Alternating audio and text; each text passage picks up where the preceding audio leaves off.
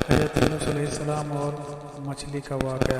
یونس علیہ السلام کی قوم پر عذاب کی بدلیاں آ جانے کے بعد جب وہ لوگ ایمان لائے تو ان پر سے عذاب اٹھا لیا گیا۔ عذاب ٹل جانے کے بعد جب حضرت یونس علیہ السلام شہر کے قریب آئے تو اپنے شہر میں عذاب کا کوئی اثر نہیں دیکھا۔ لوگوں نے عرض کیا کہ آپ اپنی قوم میں تشریف لے آئیں۔ آپ نے فرمایا میں کس طرح اپنی قوم میں جا سکتا ہوں، میں تو ان لوگوں کو عذاب کی خبر دے کر شہر سے نکل گیا تھا مگر عذاب نہیں آیا، تو اب وہ لوگ مجھے جھوٹا سمجھ کر مجھ کو قتل کر دیں گے، کیونکہ ان لوگوں کی روایت تھی کہ جو کوئی جھوٹی گواہی دیتا ہے یا جو کوئی جھوٹی بات کہتا ہے یا اگر وہ سچ ثابت نہیں ہوتا تو اسے قتل کر دیا جاتا ہے۔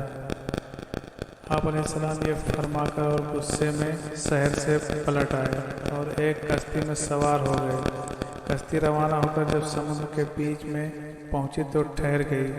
نہ تو کشتی آگے بڑھتی اور نہ ہی پیچھے جاتی۔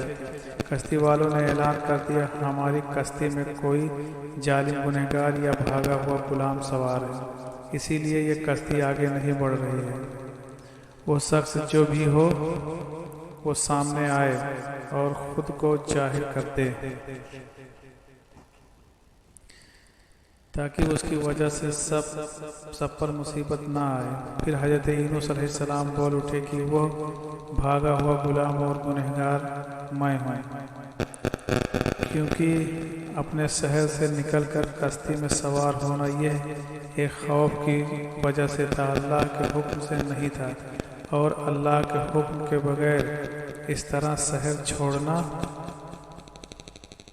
حضرت یونس علیہ السلام کی پیغمبرانہ شان نے ایک گناہ قرار دیا، کیونکہ پیغمبر کا ہر کام اللہ کی مرضی سے ہوتی ہے، بغیر اللہ کی مرضی سے وہ کچھ نہیں کرتے۔ اس کے حضرت یونس علیہ السلام نے فرمایا مجھے دریا میں ڈال دو تو تم سب عذاب سے بچ جاؤ گے، مگر کشتی والے ان کی اس بات پر تیار نہ ہوئے۔ آپس میں باتیں کرنے لگے کہ حسین نوجوان ہے، یہ کبھی جھوٹ نہیں بولتا، یہ پاک دامن نوجوان ہے،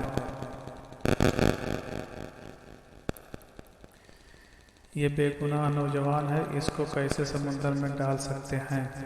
اس کے بعد ان لوگوں نے قرآن داجی کی جس میں یونس علیہ السلام کا نام نکلا۔ لوگوں کو اس بات پر تعجب ہوا اور کئی مرتبہ قرآن داجی کی گئی، ہر مرتبہ آپ علیہ السلام کا ہی نام آتا۔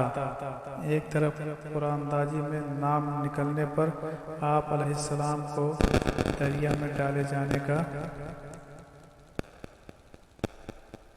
سامان ہو رہا تھا، دوسری طرف ایک بہت بڑی مچھلی اللہ کے حکم سے کشتی کے قریب منہ کھولے موجود تھی کہ آپ علیہ السلام کو اپنے پیٹ میں جگہ دے۔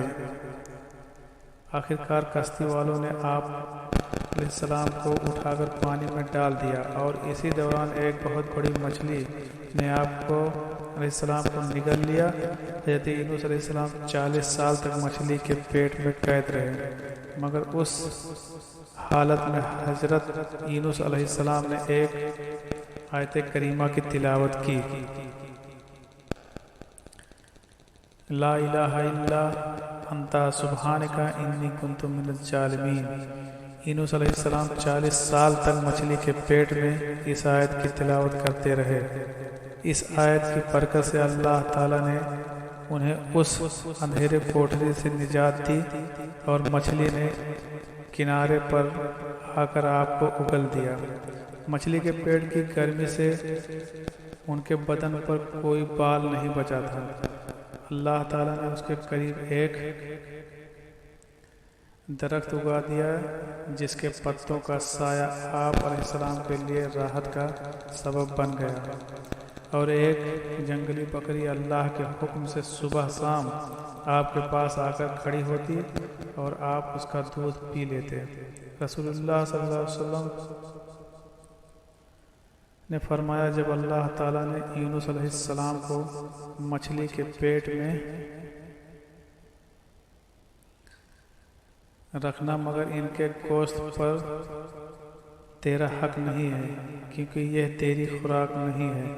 جب مچھلی حضرت یونس علیہ السلام کو لے کر سمندر کی انتہائی نچلی سطح پہ پہنچی تو حضرت یونس علیہ السلام نے کچھ آہٹیں سنی۔ اللہ تعالیٰ نے ان پر وحی نازل کی، اے سمندری جانوروں کی تسبیح ہے۔ اس موقع پر حضرت یونس علیہ السلام نے بھی تسبیح کی۔